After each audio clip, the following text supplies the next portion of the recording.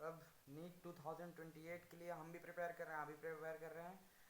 और फिज़िक्स को माना जाता है सबसे मुश्किल सब्जेक्ट है वो नीट का, लेकिन भाई देखो फिज़िक्स समझने की देर है। अगर आप समझते हो, अच्छे से रिवाइज करते हो, तो फिज़िक्स आपको बहुत आसान लगनी चाहिए।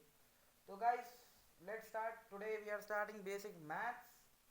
तो लोगों को लगता है कि भाई बेसिक मैथ्स जो है, यार मैथ्स तो बहुत कहाँ से आ गया फिजिक्स में, यार मैथ्स कहाँ से, मतलब फिजिक्स हमने तो भाई फिजिक्स मैथ्स छोड़ी थी ना भाई, कि टेंथ के बाद हमारी मैथ्स हट जाएगी। यार हमसे मैथ्स का टेंशन दूर हो जाएगा यार, मैथ्स का टेंशन नीट तक रहता है। नीट के बाद जब आपको एम्स एमबीबीएस किसी भी एनएमसीज में मिल जाएगा ना, तो आपको मतलब कि आप सोचो मैथ्स तो आपका पल्ला छोड़ ही देगा। तो वही है कि भाई 2 साल की मेहनत है। अगर आप मैथ्स फिजिक्स में मैथ्स और केमिस्ट्री में थोड़ी हल्की फुल्की मैथ्स को अच्छे से यूज़ कर लेते हो, तो यू आर गोइंग टू, मतलब आप नीट को फोड़ सकते हो। मैं इतनी गारंटी देता हूँ आपको।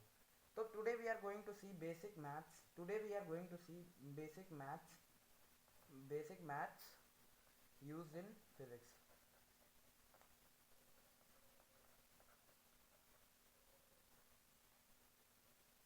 तो गाइज बेसिक मैथ्स में हम लोग पहले जानेंगे एंगल के बारे में। तो एंगल होता क्या है? तो आप एंगल एंगल को आप कह सकते हो कि किसी चीज़ को मेज़र करना, किसी डिग्री कह सकते हो आप, जो आपने पढ़ा है अभी तक।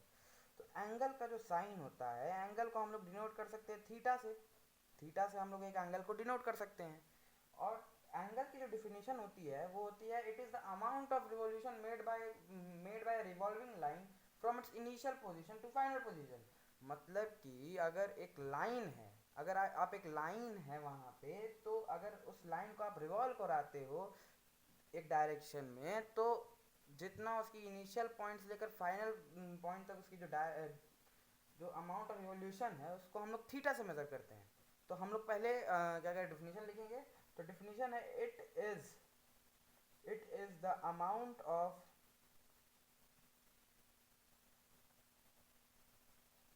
It is the amount of revolution,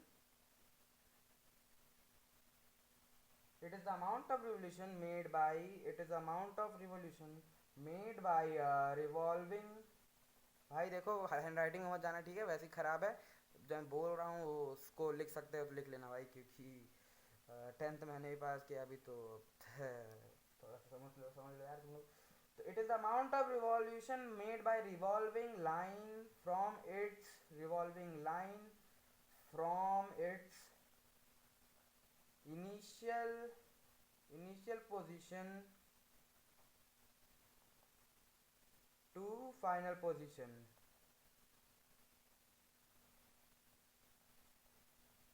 ठीक है। तो देखो हम इसको थोड़ा सा समझेंगे। देखो ये एक लाइन है, मान लो ये एक लाइन है, ठीक है, ये एक लाइन है। इसको हम लोग किसी भी तरीके से रिवॉल्व कर सकते हैं। तो आप बोलोगे यार कि हम इसको ऊपर भी कर सकते हैं, नीचे भी कर सकते हैं। ऊपर भी कर सकते हैं, नीचे वो तो आपके ऊपर है। मान लो हमने इस लाइन को इतना दूर रिवॉल्व करवा दिया, ठीक है, इतना दूर रिवॉल्व कर दिया तो अमाउंट रिवोल्यूशन, मतलब इतना रिवॉल्यूशन, इसको हम लोग थीटा से डोनेट करते हैं। इसी को हम लोग कहते हैं थीटा होता है, इसी यही होता है थीटा। अब ये आपका होता है इनिशियल पोजीशन, ये आपका हो गया इनिशियल पोजीशन, और ये आपका होता है फाइनल पोजीशन। और आप क्या कहते हैं इसके बाद।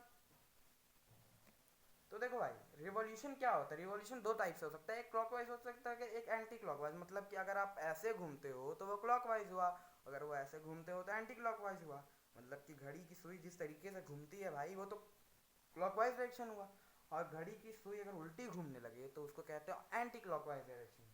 तो हमने कुछ पढ़ा था अपने टेंथ क्लास में, थोड़ा बहुत हिंट देता हूँ मैं।